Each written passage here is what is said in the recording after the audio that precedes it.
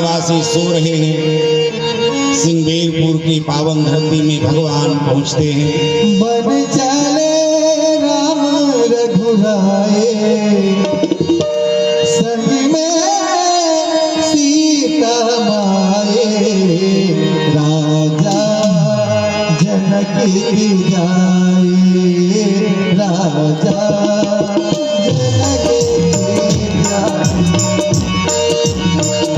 बन चले राम रघुराए, संग में सीता माए, राजा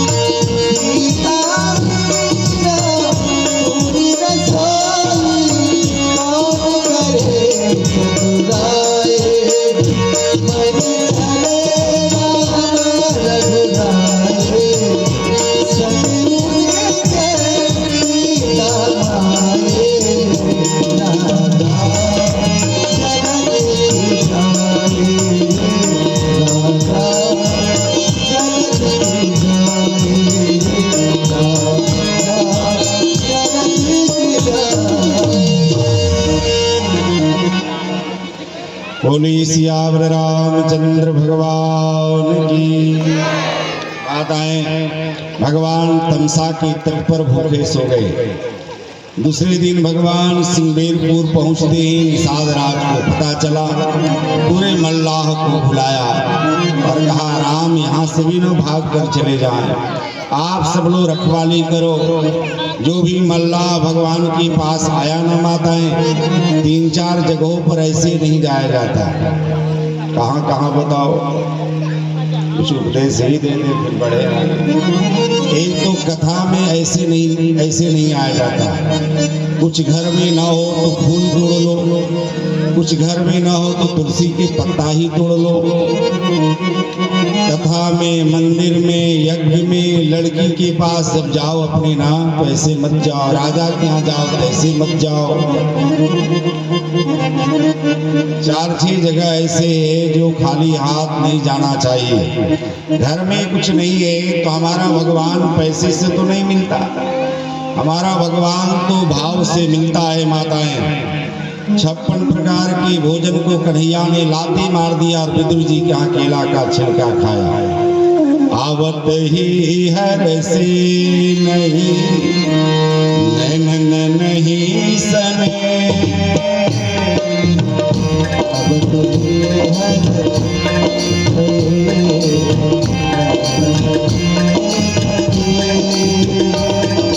तुलसी वहाँ न जाइए, कंचन बरसे भैया, कंचन बरसे, कंचन बरसे भैया, कंचन बरसे। माताएं, 56 प्रकार के भोजन ने दुर्योधन बनवाया था, कन्हैया ने लाते मार दिया, विदुर जी के यहाँ केला का छिलका खाया। भगवान पैसे से मिलता ना तो सेठ मड़वारी लोग भगवान को बक्से में बंद कर लेते और जब चाहते तो खोल कर मिल लेते। पैसे वाले को मिलते तो सेवरी को नहीं मिलते, केवट को नहीं मिलते, सुदामा को नहीं मिलते, तो भगवान पैसे वाले को मिलते। इसलिए लिखा है पत्रम पुष्पम फलम तोयम यो में भक्त्या प्रयक्षति। कोई भी पत्ता हो, ज्यादा उपदेश में नहीं जाऊंगा माताएं, आ जाइए हम लोग कथा की तरफ चले। सिंहबीरपुर की धरती में मल्लाह ने जो कुछ भी लाया, मल्लाह लोग कोई केला लाया, कोई पुष्प लाया, कोई फल लाया, सब भगवान ने ग्रहण किया है।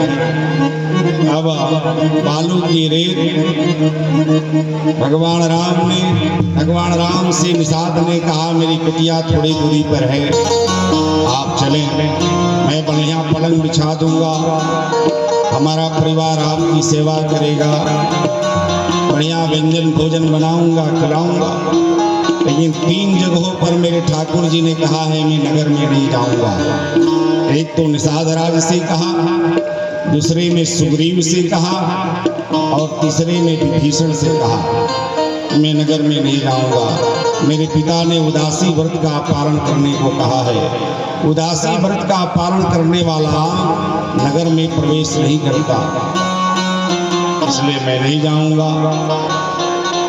निषाद राज जो कुछ लाया था भगवान ने घोड़े को खिला दिया, और निषाद राज रोने लगा। भगवान को पत्थर की तकिया बालू की रेत में सोते हुए देख करके कहा कि कई नंदनी मंदमते कठिल कुटिल बन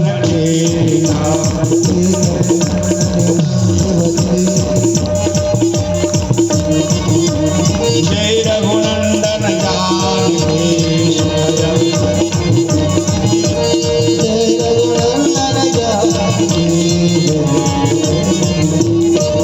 लक्ष्मण जी महाराज ने निषाद राज को उपदेश दिया, काहू न को सुख दुख करता,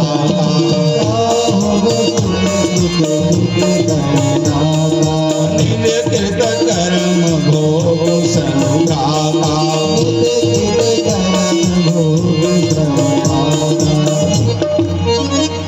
उपदेश दिया है और कहा कि राम जी तो ब्रह्म है, राम को कोई जंगल नहीं दे सकता। निषाद राज, राम अपनी इच्छा से जंगल में आए हैं, राम को कोई जंगल नहीं दे सकता।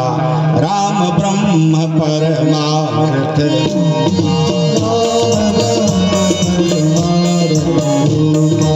अविगत अलग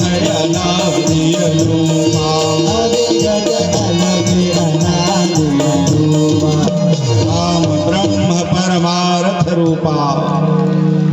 माताएं, उस मल्लाहों की भीड़ में केवट भी था, केवट की कथा भी 2-2.5 घंटे की, लेकिन कुछ तो सुना ही दूं माताएं। केवट हुई उस भीड़ में था, केवट छुप करके सुन रहा था। निषाद राज को लक्ष्मण जी उपदेश दे रहे थे कि राम ब्रह्म परमार्थ रूपा, राम जी ब्रह्म है। तो केवट ने कहा क्यों न चरण धो लिया जाए। इस राम कथा में सोनू पार के प्रधान जी आदरणीय श्री सुनील पांडे जी की तरफ से इस राम कथा अमृत महोत्सव में 1100 रुपए की सहयोग राशि प्राप्त हुई है। भगवान की कृपा बनी रहे, आप लोग की ताली भी बजती रहे।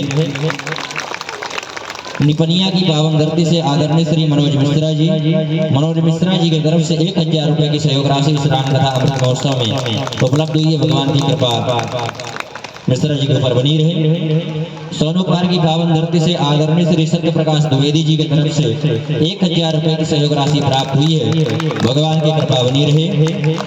दिलिया की पावन धरती से आदरणीय श्री हनुमान शंकर उपाध्याय जी की तरफ से 500 रुपए की सहयोग राशि प्राप्त हुई। भगवान की कृपा बनी रहे। जगदीशपुर की पावन धरती से आदरणीय श्री जय शंकर गुप्ता जी की तरफ से 1100 रुपए की सहयोग राशि इस रामकथा अमृत महोत्सव में प्राप्त हुई है। हनुमंत लाल जी महाराज की कृपा गुप्ता जी एवं उनके समस्त परिवार के ऊपर सदैव बनी रहे। जय श्री राम। बोली सियावर रामचंद्र भगवान की। कोई बोला भी नहीं, सब लोग बोले यही मुख राम नाम नहीं आवा, राम नाम ले आवा, तो मुख ब्रह्मा वरद बनावा।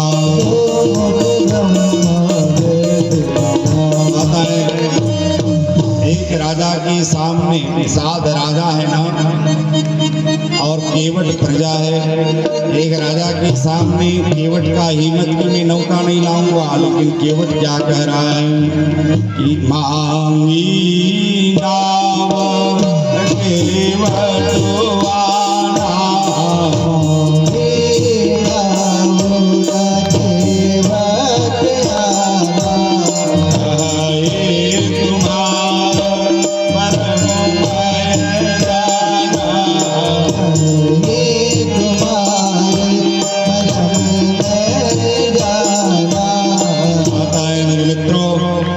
कि केवट का भी थोड़ा परिचय जान लो। केवट 6 जन्मों से राम जी की प्रतीक्षा कर रहा है। केवट का प्रथम जन्म कच्छप का हुआ, दूसरा जन्म चंद्रकीत नाम के गंधर्व हुआ, तीसरे में चंद्रचूड़ा नाम के राजा हुआ, चौथे में दिल्ली हुआ, पांचवें में लकड़ीहारा हुआ, छठवें में केवट हुआ। राम की प्रतीक्षा केवट, राम की प्रतीक्षा नौका, राम की प्रतीक्षा कठौता, राम की प्रतीक्षा गंगा। गंगा मैया भी चरणों से निकली है राम की, अपने पिता की प्रतीक्षा कर रही है। ये नौका क्या है माताएं? ये नौका क्या है? ये नौका अगले जन्म का चित्रकीत नाम की गंधर्व है। अप्सराओं के साथ सरोवर में रमण कर रहा था, उसी समय नारद बाबा आ गए। श्रीमन नारायण नारायण नारायण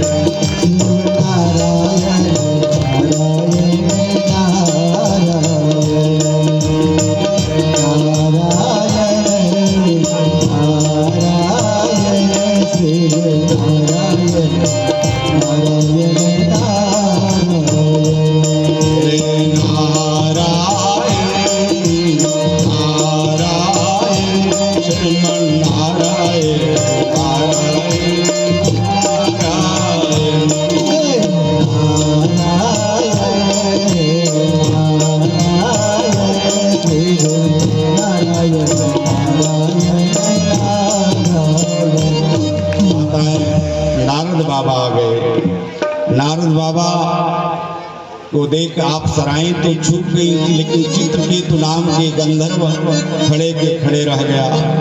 तो नारद जी ने श्राप दे दिया, जाओ तुम मर करके वृक्ष हो जाओ, मर करके वृक्ष हो जाओ। फिर चरणों में जब गिर पड़ा ना, तो नारद जी को दया आ गई। नारद जी ने कहा तुम वृक्ष भी बनोगे ना, तो केवट के दरवाजे पर बनोगे, केवट के दरवाजे पर बनोगे। और जब राम जी की वनवास होगा ना, और तुम्हारे घाट पर जब राम जी आएंगे ना, और राम जी जब चरणारविंद अपना चरण रखेंगे, तो तुम्हारा उद्धार हो जाएगा, तुम्हारा उद्धार हो जाएगा। केवट तहरो वृक्ष कटई है, वृक्ष काट नौका बनवई है।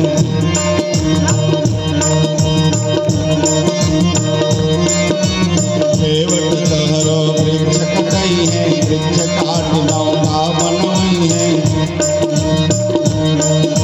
सो डालई सुरसर के धारा, तब होई है उद्धार तुम्हारा। उद्धार और पतन का मार्ग नारद बाबा ने बता दिया। माताएं, ये अगले जन्म का चित्रकेतु नाम का गंधर्व है जो नौका है। और जब नौका बना था तो कठौता भी तो बना था, तो कठौता भी प्रतीक्षा में, नौका भी प्रतीक्षा में। और बावन से जब विराट मेरे ठाकुर जी बन गए ना, ब्रह्मलोक में गए, तो ब्रह्मा ने भगवान की चरणों को धो करके कमंडल में रखा। उसी कमंडल के गंगा, उसी कमंडल से गंगा मैया की उत्पत्ति हुई, तो राम जी के चरणों से ही तो निकली है। इसलिए केवट कह रहा है कि मांगी नावन केवट आना।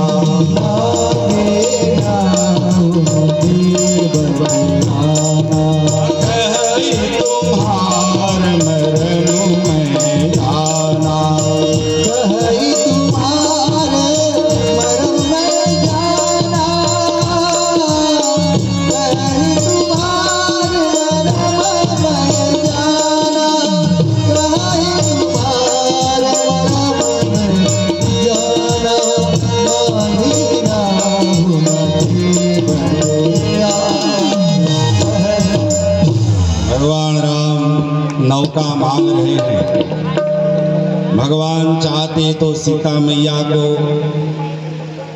हाथ में लेकर के गंगा पार जा सकते थे, लेकिन भगवान गंगा पार नहीं गए। लक्ष्मण जी महाराज ने केवट से कहा कि भगवान राम से गुरु वशिष्ठ ने मांगा, सनकादिक ऋषियों ने मांगा, नारद ने मांगा, तुम क्यों नहीं मांगते? कहा इसलिए नहीं मांगता कि निष्काम भक्ति के तट पर बैठा हूं। माताएं, भक्ति के दो घाट होता है, एक निष्काम भक्ति, दूसरी साकाम भक्ति। निष्काम भक्ति के तट पर जो बैठ करके पूजा करता है ना, यम नियम प्राणायाम प्रत्याहार धारणा ध्यान समाधि में बैठता है, निष्काम भक्ति के तट पर जब बैठकर तपस्या करता है, वहाँ भगवान स्वयं आते हैं और कहते हैं वर मांगो वर मांगो। और साकाम भक्ति वाला तो स्वयं चिल्लाता है मोक्ष मिल जाए, स्वर्ग मिल जाए।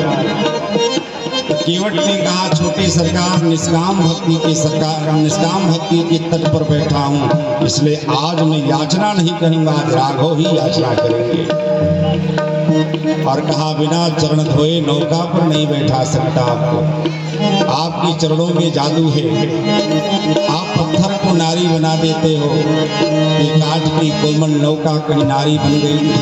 और मैं केवट कह रहा है कि जैसे हमारी पत्नी ऐसे दूसरी पत्नी हो जाए तो मुझे कोई डर नहीं है, लेकिन आप तो ऋषि पत्नी उत्पन्न करते हो और ऋषि पत्नी की सेवा में थोड़ा भी गड़बड़ सड़बड़ करूंगा ना तो मुझे श्राप दे देगी, मैं जलकर भस्म हो जाऊंगा। केवट कह रहा है कि दो पत्नियों की गाथा और गाथा हमने बहुत सुनी है। क्या सुना है तुमने? तान निर्पऊ तान पात दुई नारी, निर्पऊ तान पात दुई नारी, ध्रुव से भगत बनहि गई डाली, जहन रोग लगई भगवाना, जहन रोग लगई भगवाना, मांगी धावन के बटवाना। उत्तान पाद की दो पत्नियां थी माताएं, सुनीति और सुरुचि। उत्तान पाद दो विवाह नहीं करते, ध्रुव जैसे महापुरुष को जंगल क्यों मिलता?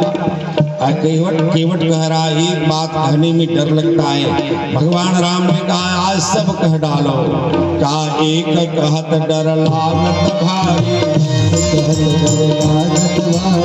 एक कहत डर लागत भारी, तुम्हारे भवन तीन महतारी, दशरथ तीन नारी नहीं रखते, राम बने। दशरथ जी महाराज आपके पिता तीन विवाह नहीं करते, तो आप ऐसे महापुरुष को जंगल क्यों मिलता? इसलिए सरकार दो पत्नियों से मुझे डर लगता है, इसलिए बिना चरण धोए नौका पर नहीं बैठा सकता। चरण कमल रजो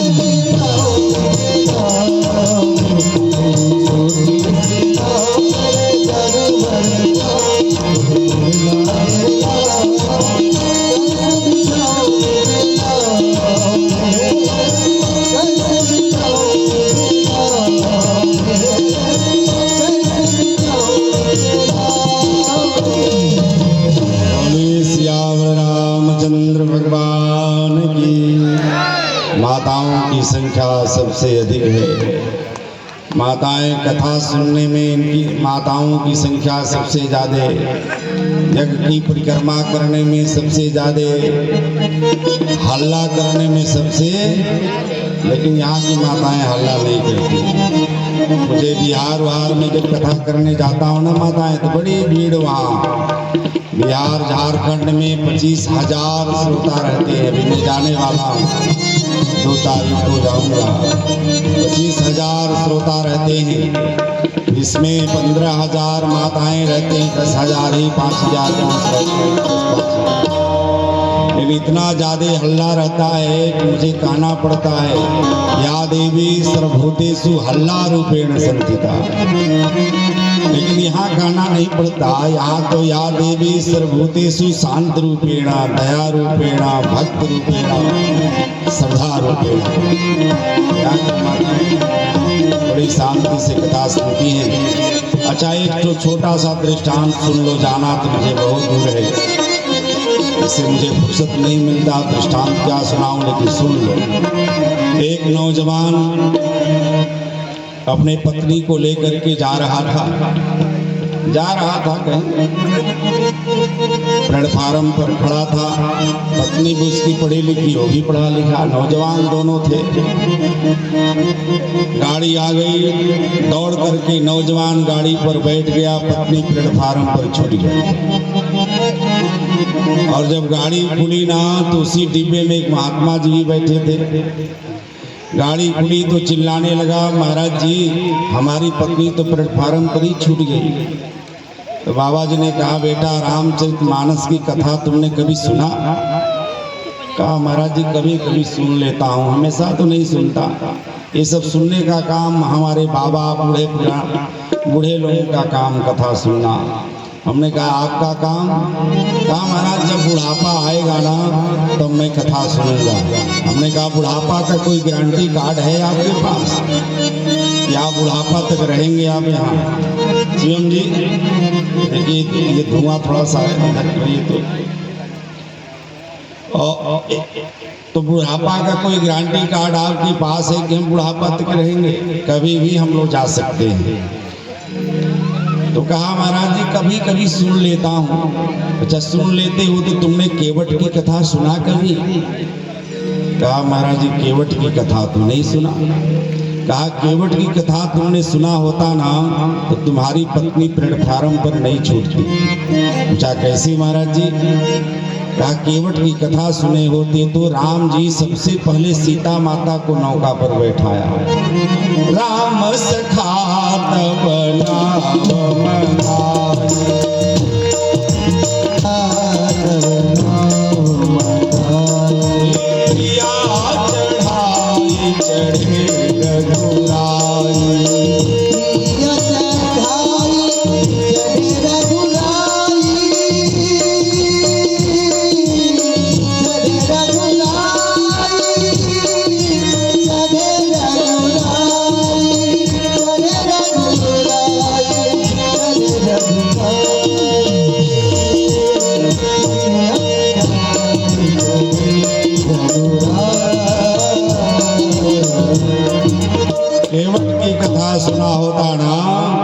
तो राम जी ने सबसे पहले पराम्बा जगदम्बा जगत जननी जानकी भगवान श्री राम ने अपनी प्राणेश्वरी सीता जनक नंदनी को नौका पर बैठाया।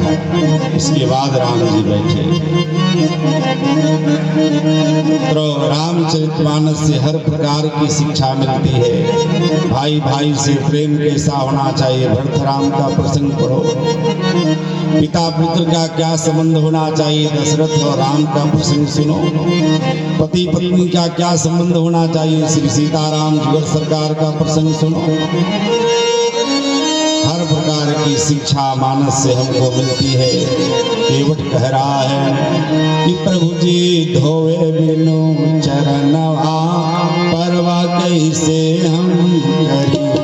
प्रभु जी धोवे बिना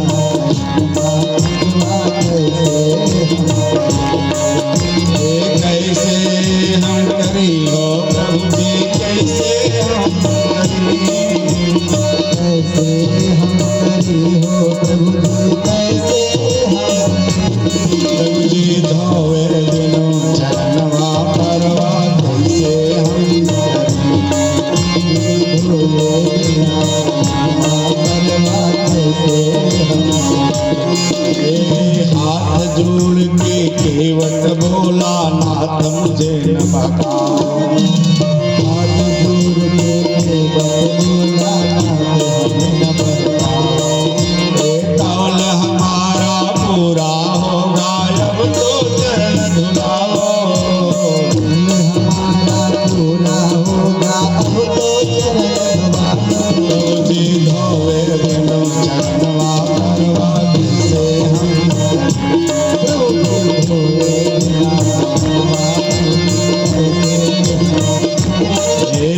कैसे हम करी हो, प्रभु जी कैसे हम करी, प्रभु जी कैसे हम, प्रभु जी धोवे बिनु चरणवा परवा कैसे हम, प्रभु जी धोवे बिनु चरणवा परवा कैसे। हाथ जोड़ के केवट बोला नाथ मुझे न बकाओ। हाथ जोड़ करके बट बोल नाथ हमें न बताओ। कौल हमारा पूरा होगा अब तो चरण धुलाओ। कौल हमारा पूरा हो अब तो चरण धुलाओ। प्रभु जी धोवे बिनु चरणवा परवा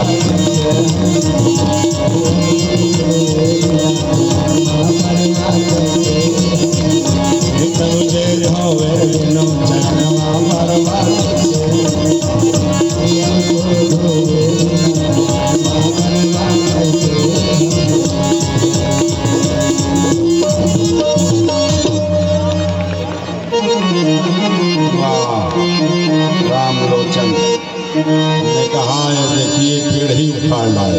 जोरी मुबारक, जोरी मुबारक, सिया राम की हाजी जोरी मुबारक, सिया राम की हाजी जोरी मुबारक।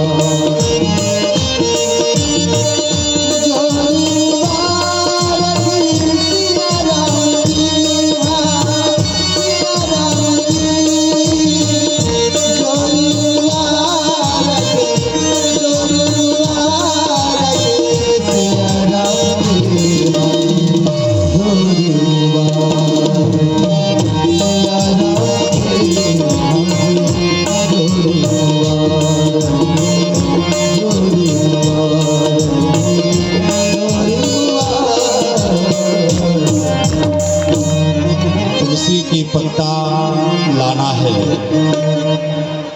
तुलसी के पत्ता, तुलसी जी के पेड़ नहीं लाना है, तुलसी के पत्ता ले आना है, फूल ले आना है। पत्रम पुष्पम फलम तोयम योमे भक्त्या प्रयच्छति। आइए माताएं, जाना मुझे बहुत दूर है। कहा बिना चरण धोए नौका पर नहीं बैठा सकता।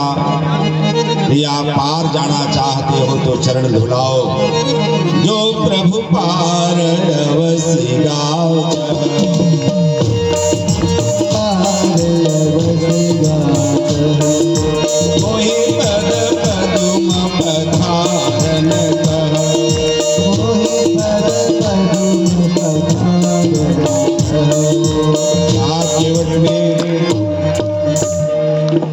इसी नौका से मेरा परिवार का खर्चा चलता है। इसमें प्रभु बिना चरण धोए नौका पर नहीं बैठा सकता। आप चरण धुलाओ, भी पार जाना है तो। भगवान राम और कह रहा है कि चरण भी धोऊंगा, उतराई नहीं लूंगा। हम लोगों का स्वभाव है ना प्रभु, कोई साधु संत महात्मा घाट पर आता है तो उससे उतराई नहीं लेता हूँ। और आप साधु वेश में हो, बड़कल वस्त्र पहने हो, इसलिए आपसे उतराई नहीं लूंगा।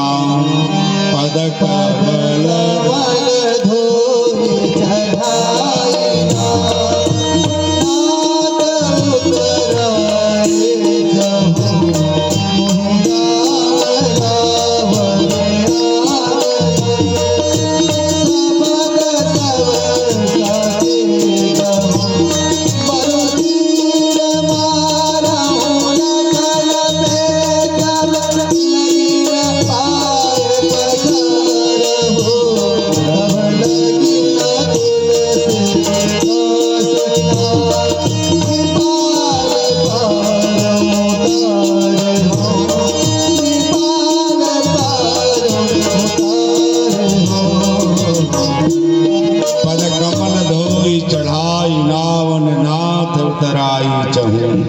मोहि राम राव आन दशरथ। लक्ष्मण जी ने कहा अभी तक तो सब ठीक रहा, आपका नाम ले रहा था, मेरा नाम ले रहा था, लेकिन अब तो पिताजी का भी नाम लेने लगा। लक्ष्मण जी ने बाण निकाला, माताएं तर्कस से बाण निकाला तो भगवान राम ने भगवान राम ने केवट से कहा तुमको डर नहीं लगता? मेरा भाई काल का स्वरूप है, मेरा भाई काल का स्वरूप है, तुमको डर नहीं लगता? लक्ष्मण जी बाण निकाला, बरु तीर मारो लखन जब न भाए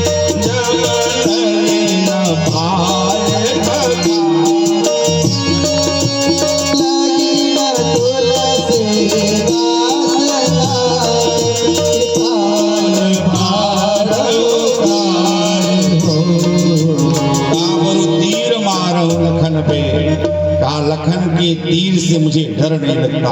कहा डर नहीं लगता? कहा कि इस गंगा के तट पर मरने से प्रभु 5 लाभ मुझे मिलने वाला है। केवट लाभ गिना रहा, थोड़ा आप लोग भी सुनो मित्रों। केवट ने 5 लाभ बताया गंगा के तट पर मरने का। केवट ने कहा सरकार जीवन में पहली बार कोई मरा होगा ना, कोई मरा होगा तो अपने घर पर मरा होगा, गंगा के तट पर नहीं मरा होगा। और जब संसारिक लोग मरने लगते हैं ना तो गांव के लोग कहते हैं माता जी के मुख में थोड़ा सा गंगा जल डाल दो, जल्दी से शरीर से प्राण निकल जाएगा। और ये केवट का सौभाग्य देखो, गंगा के तट पर मर रहा है। पहला सौभाग्य केवट ने गिनाया माता ने। दूसरा सौभाग्य जानो, केवट ने कहा कि जब मैं मरूंगा ना तो मेरा पूरा परिवार आएगा आपके पास, आपके चरण पकड़ लेगा और कहेगा कि आपके छोटे भ्राता शेषावतारी जीवाचारी परम बैरागी जीव धर्म के आचार्य लक्ष्मण के द्वारा केवट मारा गया है, तो आपके छोटे भाई ने मारा है। आप श्मशान घाट तक प्रभु चलो, तो अभी तक की दुनिया में किसी ने साक्षात किसी के श्मशान घाट यात्रा में साक्षात राम ने यात्रा नहीं किया है, लेकिन आपको प्रभु जाना पड़ेगा। हमारी पत्नी रोने लगेगी, मेरा भाई रोने लगेगा, चरण पकड़ लेगा, तो आपको जाना पड़ेगा। अभी तक की दुनिया में कोई राम राम सत्य बोलता है और साक्षात राम श्मशान घाट की यात्रा तय करेंगे। 2 लाभ केवट ने गिनाया। तीसरा लाभ जानो मित्रों, केवट कह रहा है कि जब मैं मरूंगा ना तो हमारी पत्नी आ जाएगी, आपके पास चरण पकड़ लेगी, मेरा भाई मेरा पूरा परिवार आपसे प्रार्थना करेगा कि 13 दिन तक तेरही बची हुई है। आपका भक्त केवट था, इसलिए 13 दिन तक तेरही बची है, आप भंडारा खा करके जाना। तो आप भक्त के वशीभूत हो, आपको भंडारा खा के जाना पड़ेगा। 3 लाभ। चौथा लाभ केवट ने कहा कि जब मैं मरूंगा ना तो मरने के बाद पूरा परिवार आएगा और आने के बाद आपसे प्रार्थना करेगा कि प्रभु आप यहाँ मेरे भाइयों को आशीर्वाद दे करके जाओ, मेरे परिवार को आशीर्वाद दे करके जाओ। तो आपको आशीर्वाद दे के जाना पड़ेगा। आज जब मैं मरूंगा ना, पचवा लाभ केवट ने कहा कि स्वर्ण अक्षरों से इतिहास लिखा जाएगा। क्या लिखा जाएगा?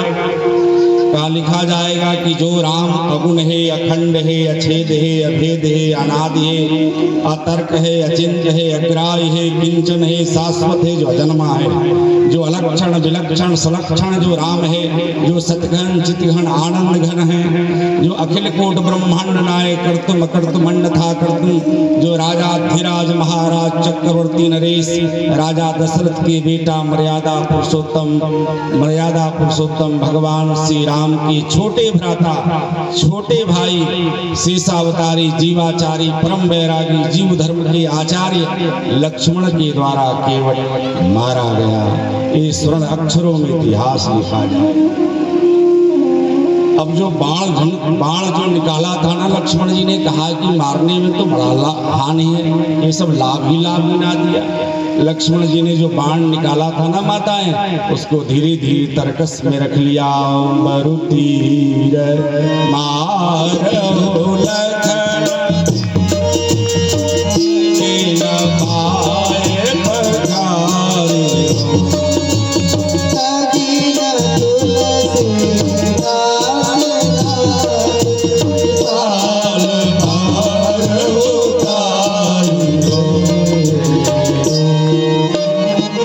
लखन निकाला था ना माताएं, उसको धीरे से तरकस में रख लिया। कहा मारने में सब घटा ही घटा है। अब केवट की अटपटी वाणी को सुनकर के ठाकुर जी ने पहली बार भगवान श्री राम गंगा के तट पर हंस रहे हैं। सुन केवट के बैना प्रेम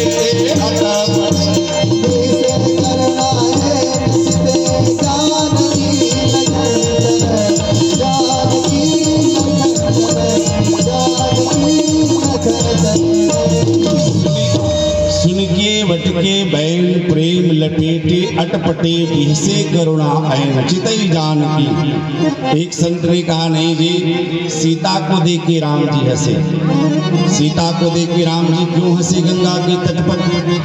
इसका भी कुछ भाव सुनो माताएं, कुछ बता ही दो भाव आप लोग।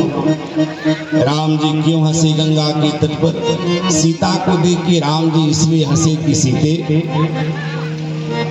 तुझे याद है जब तुम्हारे पिता ने जनक ने तुझे सौंपा था तो एक अंगूठा चरण धो पाए थे जनक जी, आज दोनों चरणों की धोने जा रहा है केवट। इसलिए सीता को देख के राम जी हंसे। सुन केवट के बैना प्रेम लपेटे अटपटे हंसे करुणा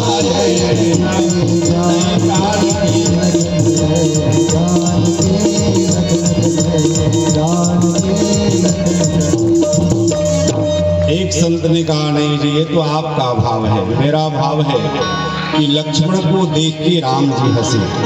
कहा लक्ष्मण को देखकर हंसे? कहा लक्ष्मण को देख के राम जी इसलिए हंसे कि लक्ष्मण सुन, ये तेरा चेला है। कहा मेरा चेला ये कब से हो गया?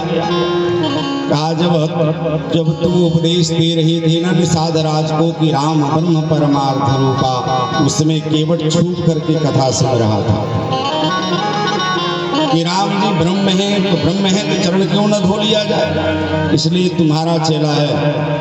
तुम्हारे चेले की बात को सुनकर मैं हंस रहा हूँ, तुम भी हंसो। सुन केवट के बैना प्रेम लपेटे अटपटे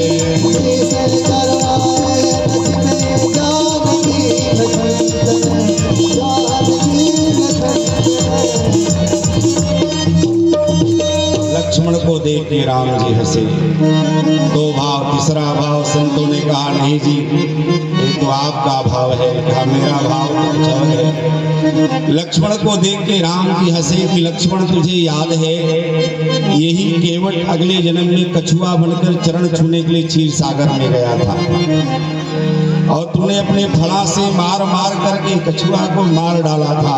वही कछुआ आज आदमी बन करके दोनों चरणों को धोने जा रहा है। इसलिए लक्ष्मण को देख के राम जी हंसे। सुन के वट के बैना प्रेम लपेटे अटपटे।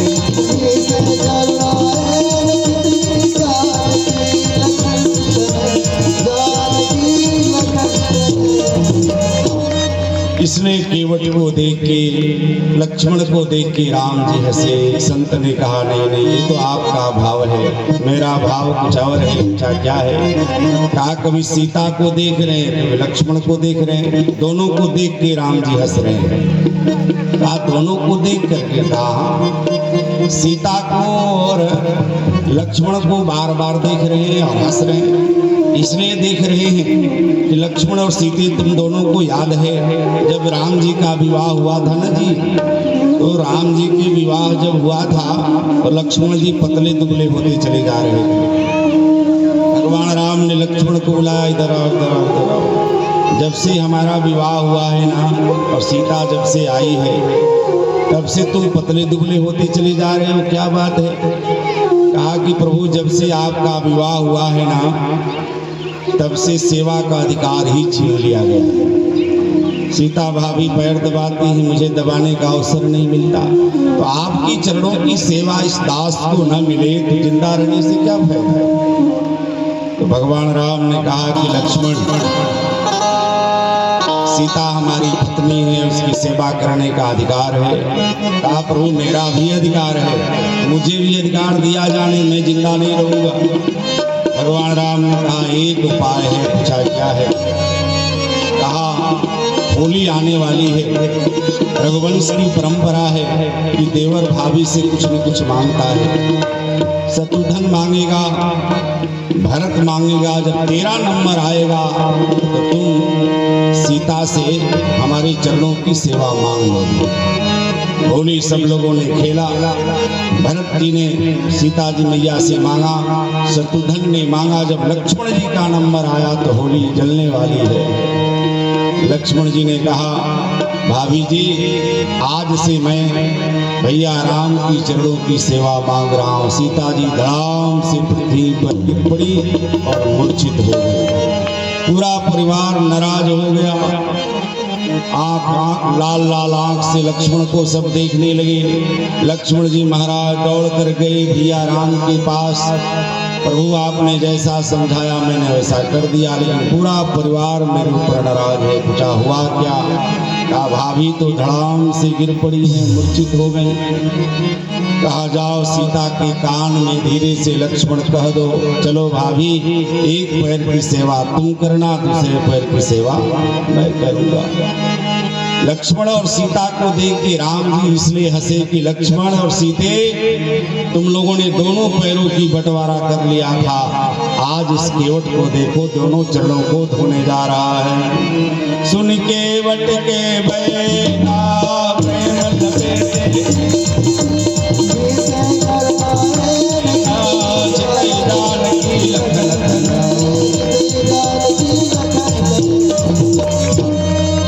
सुन की वट के बैन। बड़ा सुंदर सुंदर भाव है। जाना माताएं दूर है, समय को ही देख रहा हूँ। एक संत ने कहा नहीं जी मेरा भाव तो कुछ और है। कहा अपना भाव बताओ।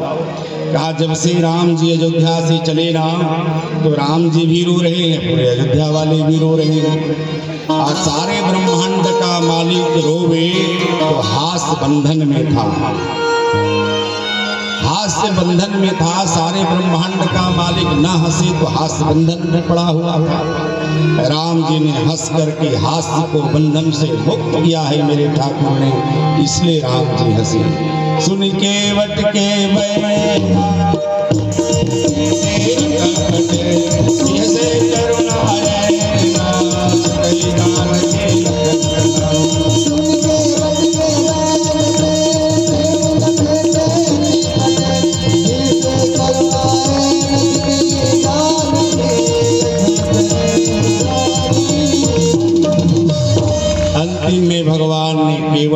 भगवान ने केवट से कह दिया कि बेगियानु जल पाए पधारो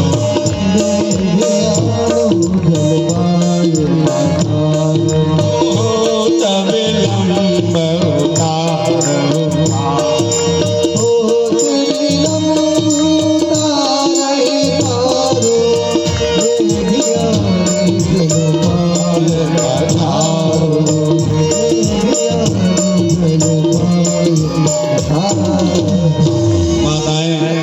भगवान राम ने जल कहा, केवट पानी ले जा रहा है। केवट राम रजाय सुभावा, केवट राम रजाय सुभावा, केवट राम रजाय सुभावा, केवट राम रजाय सुभावा, पानी कठोता भर गैया,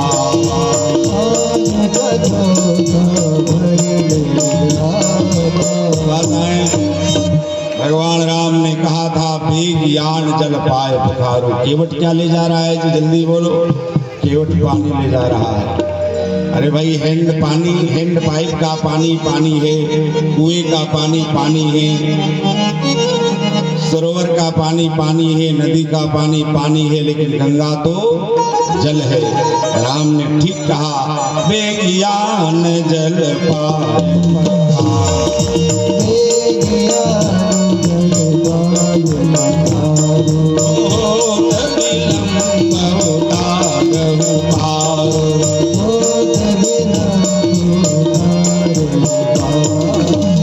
संतों ने पूछा कि राम जी पानी कह रहे, राम जी जल कह रहे, पानी क्यों ले जाता है? तो केवट ने कहा, हमारे लिए पानी ही है। पूछा क्यों? कहा, हमारे तमाम पूर्वज गंगा के तट पर मर गए, किसी का भी उद्धार नहीं हुआ। अब मैं राम जी के जब चरण धोऊंगा ना, और धोने के बाद जो गंगा मैया निकलेंगी ना, वो हमारे परिवार के, हमारे ग्राम की, हमारे क्षेत्र के सबको तार देंगे। इसलिए केवट ने पानी शब्द का प्रयोग किया। केवट दौड़ लगाता है। लक्ष्मण जी ने कहा, सरकार ये इसको इतना बढ़ावा दे दिया आपने, ये घर जाएगा, बहुत देर करेगा, चरण धोएगा। तो भगवान राम ने कहा, भगवान राम ने कहा, केवट जल्दी करो ना। केवट ने कहा, सरकार हम लोग गांव के रहने वाले हैं ना, ग्रामीण लोग जब सत्यनारायण भगवान की कथा सुनते हैं तो पूरे परिजनों को बुलाते हैं। यहाँ तो आपका चरण धोना है, पूरे गांव के लोगों को बुलाऊंगा, पत्नी को बुलाऊंगा, तब चरण धोऊंगा। केवट गया, जाकर कहा, हम लोगों को उद्धार करने के लिए राम जी आए हैं। तो पत्नी रोने लगी। कहा, रोटी क्यों हो?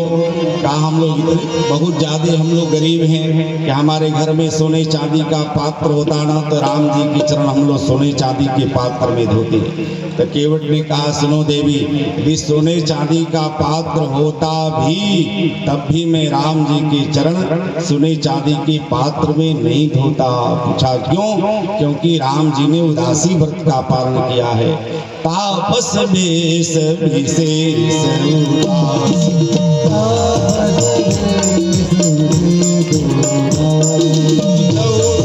बरस राम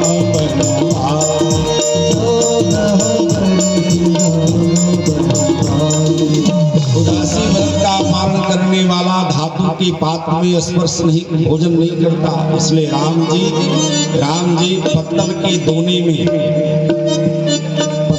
दोने में मेरे ठाकुर जी भोजन करते हैं। 14 वर्ष ठाकुर ने किसी बर्तन में भोजन नहीं किया। सोने का पात्र होता भी तो मैं चरण राम जी के नहीं धोता। केवट जब चलने लगा तो मन में विचार किया कि पात्र क्या ले चलूं? यदि कठौता को नहीं ले जाऊंगा तो कठौता फरियाद करेगी। जब नौका में पानी भर जाया करता था तो निकालने का काम मैं, राम जी के चरण धोना हुआ तो किसी और पात्र में धो रहे हैं। एक भाव, दूसरा भाव जानो माताएं, एक कठौता केवट क्यों लाया? एक कठौता काठ का कठौता है। केवट ने कहा, जब राम जी के चरण धोऊंगा ना, तो आज से इस कठौता को नौका में नहीं रखूंगा। पूछा, कहाँ रखोगे? कहा, इसको भोजनालय गिरी मिल पहुंचा दूंगा। क्योंकि काठ की कठौता राम जी के चरणोदक को सूख जाएगा, और जब राम जी के सूख जाएगा उस कठौता में पत्नी जब हमारी आटा गूंथेगी तो राम जी के चरणोदक आटा में आ जाएगा, और उसकी मैं रोटी खाऊंगा तो हमारी बुद्धि निर्मल हो जाएगी, इसलिए कठौता लाया। केवट राम रजाय सुपावा,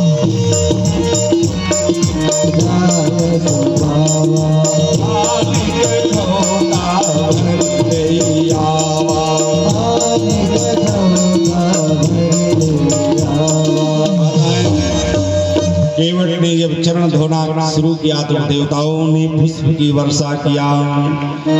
बरसहि सुमन सुर सकल सिहाय,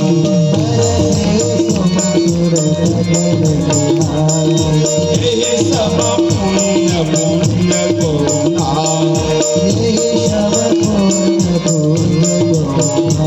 देवताओं ने पुष्प की वर्षा किया है, और जब चरण धुआ तो आनंद हुआ, उमंग हुआ, अति आनंद उमंग अनुरागा,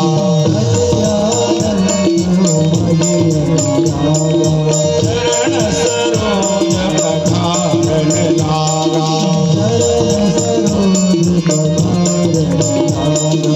आनंद हुआ, उमंग हुआ, अनुराग हुआ जब चरण को धो रहे हैं। राम जी एक पैर पर खड़े हैं माताएं। राम जी ने कहा कि मैं तो गिर जाऊंगा, एक पैर पर खड़ा हूं।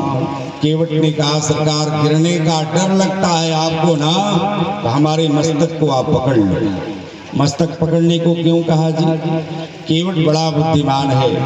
केवट ने कहा राम जी ब्रह्म है, मैं जीवात्मा हूँ, राम जी परमात्मा है। परमात्मा किसी को छू ले, स्पर्श कर ले, अपना लेते जीव ब्रह्ममय हो जाता है।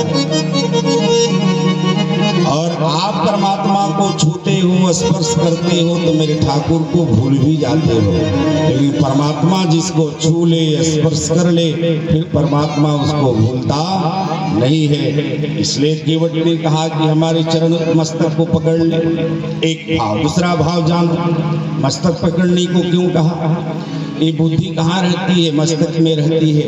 कहा मेरे मस्तक का स्पर्श कर लेंगे तो हमारी बुद्धि निर्मल हो जाएगी। इसलिए केवट ने कहा यदि गिरने का डर लगता है प्रभु तो हमारे मस्तक को आप पकड़ लो। पद पखार जलपान करे,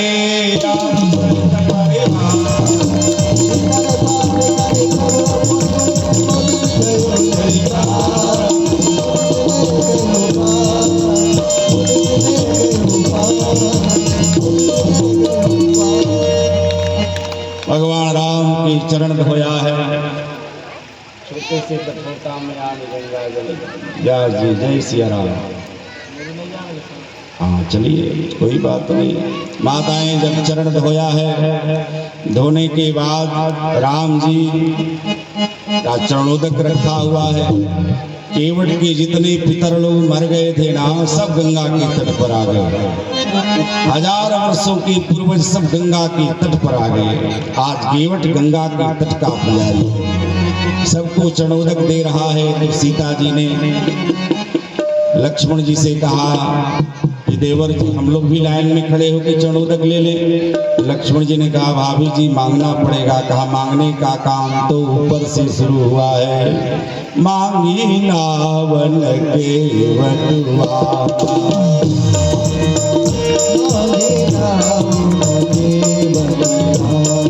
कहे तुम्हार मरम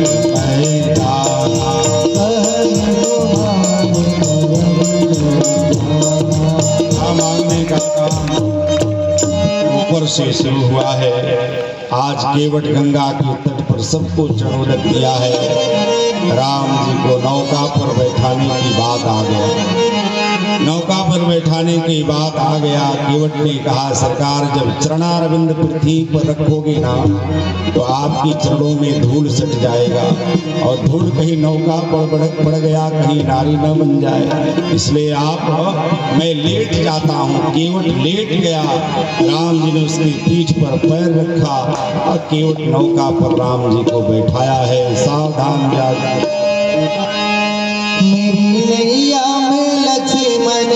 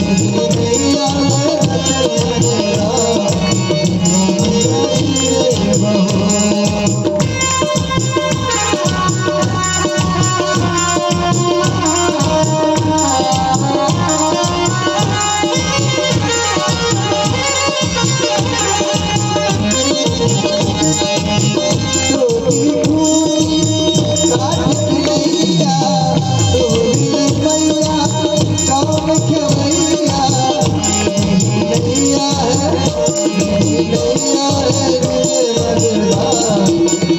गरी बहू नैया है लगदा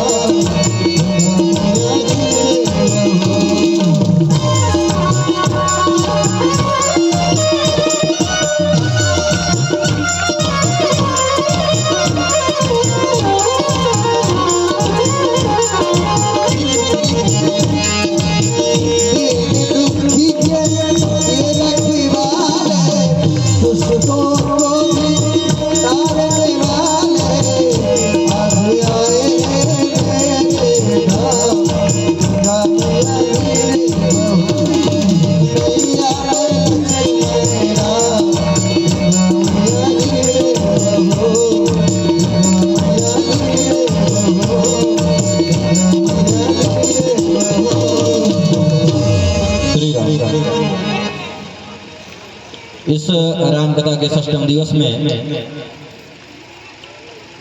आरती से पूर्व कुछ दानदाताओं ने दान हमारे कार्यकर्ताओं को प्राप्त कराए हैं, जिसमें से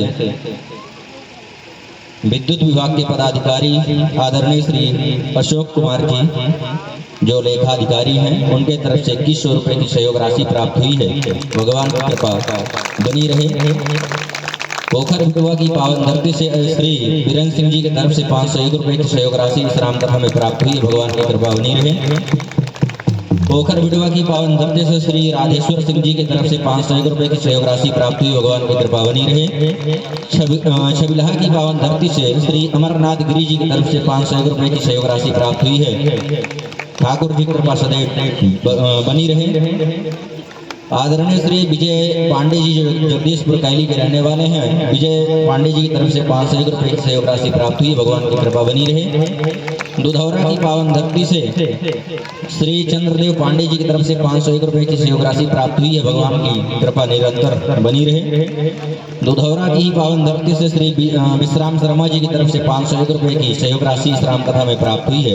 ठाकुर की कृपा प्राप्त हो। आदरणीय श्री राम दुलारे सोनकर जी की तरफ से 501 रुपए की सहयोग राशि प्राप्त हुई। ठाकुर की कृपा बनी रहे। श्री काशीराम सोनकर जी की तरफ से 501 रुपए की सहयोग राशि इस रामकथा में प्राप्त हुई है। ठाकुर की कृपा बनी रहे। जगदीशपुर की पावन धरती से श्री शिव सागर पाल जी की तरफ से 501 रुपए की सहयोग राशि प्राप्त हुई है। ठाकुर जी की कृपा प्राप्त हो। जगदीशपुर की पावन धरती से श्री बलराम यादव जी की तरफ से 2100 रुपए की सहयोग राशि इस रामकथा में प्राप्त हुई। ठाकुर जी की कृपा प्राप्त हो। और विगत दिनों की भांति आज पुनः इस रामकथा के षष्ठम दिवस में महाराज श्री कहते हैं कि दाने दाने में खाने वालों का नाम लिखा होता है।